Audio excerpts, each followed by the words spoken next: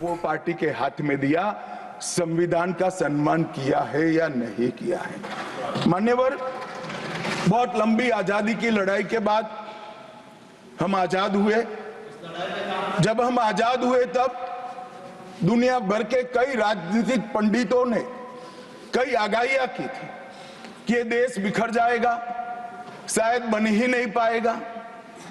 कुछ लोगों ने ऐसी आगाही की थी कि यहां डेमोक्रेटिक वैल्यू प्रस्थापित हो ही नहीं पड़ सकते, एकता हो ही नहीं सकती और ये देश आर्थिक रूप से कभी भी आत्मनिर्भर नहीं हो पाएगा। और आज जब 75 साल के समय के बाद, संविधान को स्वीकार करने के बाद पीछे मुड़कर देखते हैं तो सरदार पटेल का मैं धन्यवाद करना चाहता हूं कि सरदार साहब के अथक परिश्रम के कारण आज देश एक होकर मजबूती से दुनिया के सामने खड़ा। मान्यवर, जो कहते थे लोकतंत्र इस देश में सफल नहीं होगा, मैं वो सभी लोगों को इस सदन के माध्यम से कहना चाहता हूं कि 75 साल हो गए, हमारे साथ भी पास पड़ोस में दुनिया भर में कई लोग आजाद हुए, नई शुरुआत की, वहां कई बार अकस्मात हुए, लोकतंत्र सफल नहीं हुआ। हमारा लोकतंत्र आज पाताल तक गहरा पहुंचा है। अनेक परिवर्तन रक्त की एक बूंद बहाए बगैर हमने करे हैं और विचारधाराओं के आधार पर भी परिवर्तन करे हैं। अनेक तानाशाहों के गुमान, अभिमान और अहंकार को चूर चूर करने का काम इस देश की जनता ने किया है, मगर लोकतांत्रिक तरीके से किया है।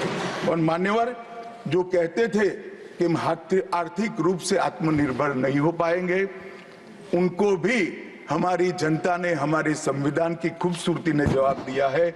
हम आज दुनिया का 5वां अर्थतंत्र बनकर सम्मान के साथ, और ब्रिटेन जिन्होंने सालों तक हम पर राज किया, और ये जो मैंने तीनों आगाही कही वहीं से पक्ष विपक्ष में से आई थी, आज ब्रिटेन भी अर्थतंत्र की तालिका में हमारे पीछे खड़ा है। मान्यवर, ये हम सब के लिए गौरव लेने का पल है, हम सब के लिए बोध लेने का भी पल है और हम सब के लिए संकल्प लेने का भी पल है। और ये सदन जे आपने लगभग 80 से ज्यादा सांसदों को मान्यवर बोलने का मौका दिया, 31 घंटे की चर्चा हुई और ये चर्चा में सभी भाव पक्ष या विपक्ष से कहीं न कहीं प्रकट हुए। मान्यवर, आज मैं जब यहाँ आया हूं तब ये बात कहना चाहता हूं कि आज हम जिस मुकाम पर खड़े हैं, उस मुकाम पर महर्षि अरविंद और स्वामी विवेकानंद की वो भविष्यवाणी सच होती दिखाई पड़ती है कि भारत माता अपने दैदीप्यमान ओजस्वी स्वरूप से जब खड़ी होगी तब दुनिया की आंखें चकाचौंध हो जाएगी और पूरी दुनिया वो रोशनी से भारत की ओर देखेगा। वो दिन सच होगा, इसके नजदीक काफी मजल हमने काट ली है। मान्यवर, हमारा संविधान सभा की रचना और संविधान की रचना की प्रक्रिया, ये तीनों एक प्रकार से समग्र विश्व के सभी संविधानों में अनूठे हैं, अलग प्रकार के रहे हैं।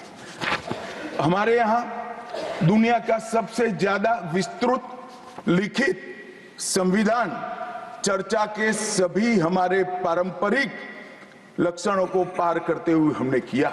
इस संविधान सभा में 299 सदस्य रहे, 22 धर्म जाति समुदाय के सदस्य रहे, हर प्रिंसली स्टेट का प्रतिनिधित्व रहा, हर राज्य का प्रतिनिधित्व रहा। एक प्रकार से समावेशी प्रतिनिधित्व के साथ भारत का भविष्य तय करना, मतलब संविधान को रचने की हमारी प्रक्रिया आगे बढ़ी। 2 वर्ष 11 माह और 18 दिन तक अहर्निश चर्चा चलती रही, विस्तृत चर्चा चलती रही। देश के भविष्य, देश चलाने के नियम और देश की परंपरा को समाहित करते हुए देश को आगे ले जाने का संकल्प इतनी विस्तृत चर्चा के बाद बना।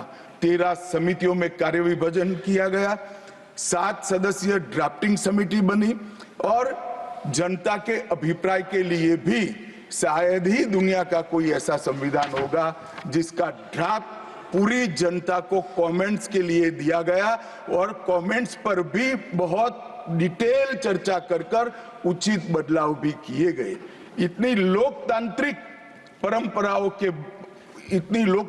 परंपरा से और प्रक्रिया से बना हुआ हमारा संविधान 295 अनुच्छेद, 22 भाग और 12 अनुसूचियों में बटा है और ये सभी संविधान के अनुच्छेद, भाग और अनुसूचियां हैं वो विश्व में कोई भी संविधान से ज्यादा उदात्त और उत्तुंग मानव मूल्यों का सृजन करने वाले रहे हैं मान्यवर। इसलिए हम सबको इस पर गर्व है और हम सब ये संविधान को हमेशा मस्तक झुकाकर प्रणाम करते हैं।